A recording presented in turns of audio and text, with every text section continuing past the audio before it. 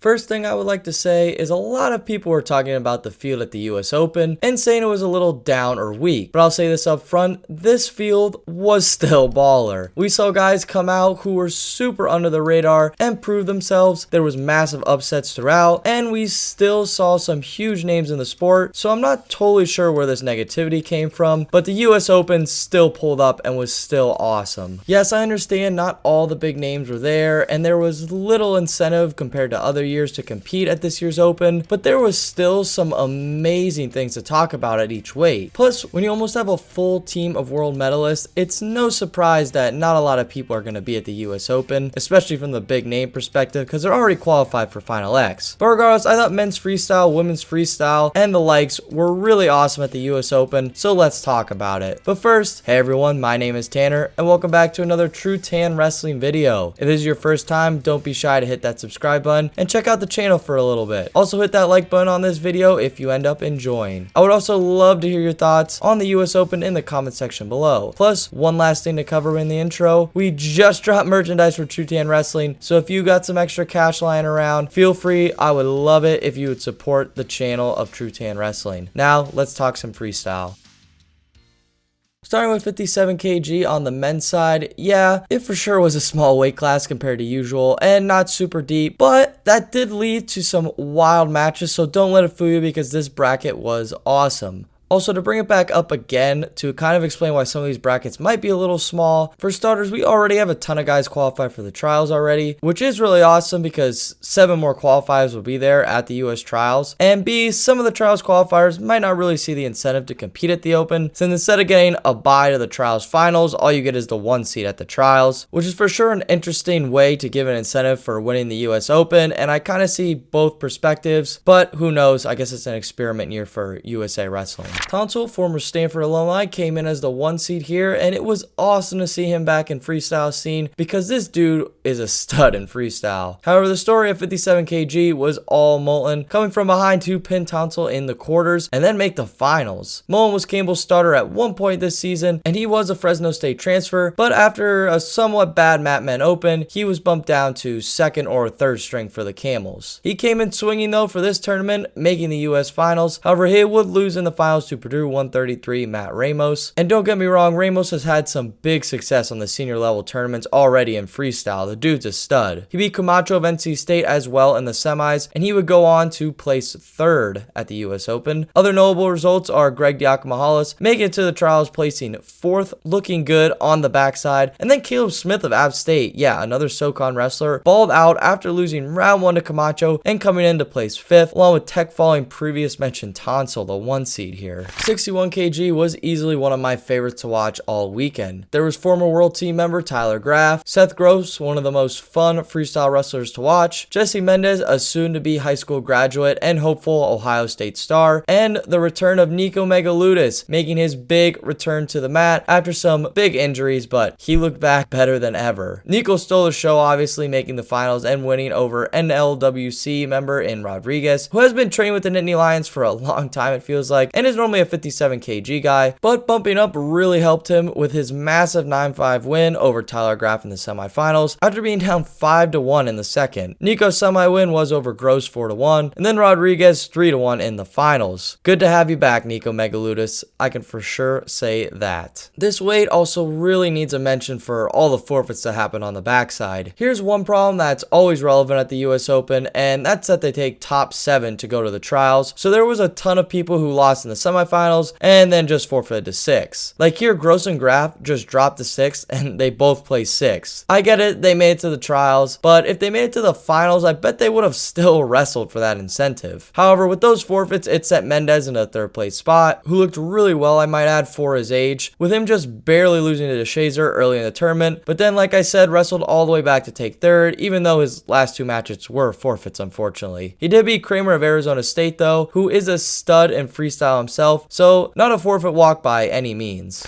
65 kg was also another super deep weight, and not just the seated guys, but other guys scattered throughout the bracket. However, out of all the young and up-and-coming talents in this weight class, the man Kendrick Maple came out of retirement after losing a bet to Keegan O'Toole, and Maple just slayed through this bracket. He absolutely killed almost everybody. His closest match was against Lugo 3-2, but every other match he ended early. Maple was a world teamer before at 61 kg, but he looked right at home at 65 kilograms. Klodzik made the finals on the top side, beating one seed and freestyle man himself, Evan Henderson. Ian Parker also looked great, only losing to Klodzik on the top side, and he's been looking really great lately so far in the freestyle circuit. He had a really great ferrule, and he placed third here. 70 kilograms was another super tough weight, with some huge names like our finalist in Jordan Oliver taking on Alex Pantelio. Pantelio would have Oliver's number again, winning 3-2, and man, he just looks so strong at this weight. I just can't believe it, but can't wait to see Oliver and Pantelio hopefully wrestle again. Another story at this weight was Doug Zaff just tearing through the bracket to take third. He beat Ashnault, who has been a tough guy at 65 and 70 kilograms, and oh yeah, a national champ before. Then he made the semis where he would unfortunately lose, but then beat Sasso in the Conti semis to put him in the 5th place match. That was a fun match, by the way, and then Zapp of course beat Blockers 4-1 to take third. This weight also had a ton of top guys not place or not perform to their seed. I already mentioned Ashnault, but Berger, the Farrell champ, lost to Oliver and then forfeited down to 6th, which is kind of unfortunate because he sort of stole a spot from someone, but that's wrestling. Mahler, the Missouri All-American, placed 8th, losing Dwayne Morin in the 7th place match, and he had himself a run, I'll tell you what. Yaya, who is a stud in freestyle, missed out on even placing, but he had a tough placement match, losing to Sasso in the round of 12. 74 kilograms wasn't super deep either, but it for sure had some fun runs. Cerniglio went on a run, making the semifinals, being unseeded, so great for Colat's Navy. Cerniglio would get beat pretty bad by Nolf, but to be honest, Nolf cruised through this bracket, kind of beating everyone pretty good, and he would become a US Open champ, tech following Shields in the finals, which is kind of cool because it's between two PA guys, Young Gun Club guys, so interesting fun fact for y'all. Shields upset Gay in the semis, which was a nice win for the Sun Devil alumni, and then Puritan also went on a backside tear, doing really well to take third, so he is making some huge post-college gross. Now, 79 kilograms is easily one of the deepest weights in America, which is interesting for a non-Olympic weight, I'll tell you that much, but it easily was the best weight at the US Open this weekend. However, I think this is a perfect time to break from senior level men's freestyle and quickly highlight some awesome aspects from senior women's, U17 and U20 wrestling, and then I'll jump back to the amazing dramatics of 79 kilograms. I just want to give these women their shoutouts that they deserve, along with our young future freestyle wrestlers that are going to make a huge impact in the sport. Starting with the women, 55 kilograms had an awesome final in Winchester versus Heaton, or Gross, whatever she prefers, in the finals, which was two elite scrappers, with Winchester getting the win. Miracle, a top name in women's, took home the 62 kilogram spot, and at 65 kilograms, Emma Bruntal took home the top gold stop sign, and that is interesting with Forrest Molinari accepting her Final X spot, and Bruntal has a win over her from the Oregon of this year. So if Bruntal can also win the trials, we could have an awesome Final X between Molinari and Bruntal, which could be a series that could steal the Final X show in my opinion. Grode at 72 kilograms made her return, and she looked better than ever, smashing through the 72 kilogram weight class. The last story I want to mention was at 53 kilograms for women, with Felicity Taylor, a McKendree wrestler, absolutely smashing through the weight class, not even being seeded, so technically upsetting the 1 seed and 2 seed. She looked incredible. Overall, women's wrestling was super fun to watch like it always is, and it was awesome to see some big names in these brackets as well. At U20s or juniors, there's for sure some interesting weights and fun finals. At 57 kg, Richie Figueroa did not take it home or place, which is a little concerning, especially with him smashing this weight last year. Gonzalez, the Assume Ohio State 133, made the finals, but lost to the champ and weekend star Spartley, who is from Texas, but I believe a Minnesota commit. He beat Howard, Fisher, and Flynn, along with Gonzalez in the finals, so he was must-watch TV at U20s. Howard also wrestled all the way back from his first round defeat to place third, so just wow, that is pretty exciting, especially if you're a Penn State fan. Bouzakis made his way to gold, teching Chapel in the finals at 61 kg, so he is looking good, and Ohio State balled out at these first two weight classes. Cornell versus Larkin at 65 kg was awesome, and Cornell would take home the stop sign, and I've been hyping this dude up, the Cornell red shirt, this season all over my channel, so it was good to see him have some success, and he's going to be awesome for the Big Red at 141. An Aspen trained wrestler in Mesenbrick killed everyone at 70 kilograms, and he looked scary very good. Penn State had some names at 74 kilograms in Levi Haynes placing 4th, and Facundo basically smashing everyone on his way to a championship. This isn't a lineup video by any means, but it was a little weird seeing Haynes at 74 kilograms, so maybe he's outgrown 157 because 74 is around 162 pounds. So maybe they will have a roster battle, which will be fun and amazing to see. So let's see how that plays out for Penn State. Riley, a top seed, did not make the finals of 79 kilograms after being a cadet world finalist last year. However, Augustine, the pit redshirt, looked amazing winning this weight, and stud Rocco Welch was also here placing 3rd. A Virginia native and Virginia Tech wrestler in Fisher made his way to the 86 kilogram gold and looked pretty solid, being top freestyle guy Piccolo in the semis. Jackson Smith, a Maryland wrestler, basically stormed to a title at 92 kilograms, looking super elite, and that is really exciting for the Maryland team. And he also had a really good redshirt season that we cannot forget about either. 97 kg was sort of a smaller bracket, and our champ there was Cuter.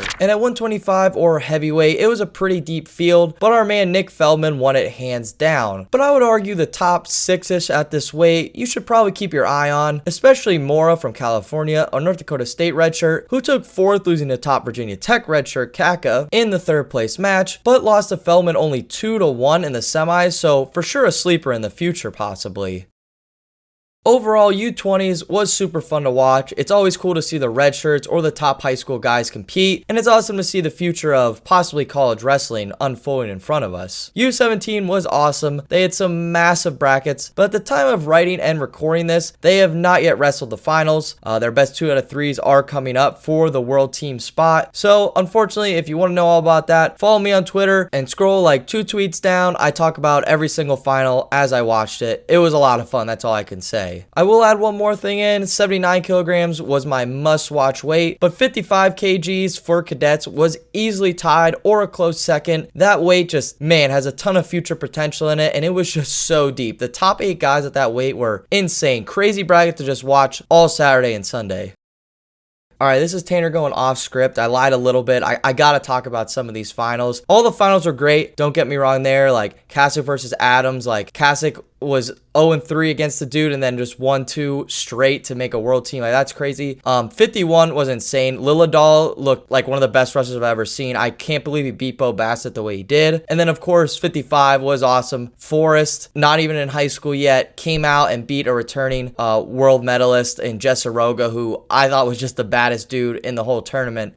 So yeah, that's a little bit of my thoughts on the cadets. If you want to know more, message me in the comments on Twitter. I'd love to talk. I could talk about those cadet finals all day, but I gotta get the rest of this video done. So back on script. So as I was saying, 55 kg for cadets was great, but it wasn't as good as 79 kilograms for seniors, which is a great transition back to men's freestyle. To start with how great this bracket was, our 1 seed was a top 5 ranked wrestler in the world, Alex Derringer, and he got upset in the quarters by former Penn State alumni and Stanford coach Vincenzo Joseph, who hit a perfect lat drop to lead the match and make it to the semifinals. At the same time, McFadden upset pinned Aymar in the quarters to knock out the 1 and 2 seeds early in this bracket. Chance Marsteller has also been looking better and better each freestyle tournament he enters into, and he made the semifinals here, and the same can be said for Lujan, the UNI alumni. Joseph would tech Lujan to make the finals as the 8 seed, and McFadden versus Marsteller was crazy, with McFadden winning 11-10, and then McFadden would be the story of 79 kilograms, beating Joseph, another barn burner match, 8-6 to win the US Open for the Penn RTC, and McFadden literally won with like a couple seconds to go. Like I said, I love this weight. It was crazy. And what makes it even better is that 79 kilograms had so many studs waiting in the trials, so it is only to get better and better. Holy cow, I love 79 kilograms. 86 kilograms was all Mark Hall, tech falling or pinning everyone in his way to a gold stop sign to bring Penn RTC back-to-back titles. Man, Penn just kind of balled out. They also had Doug Zapp place 3rd at 70.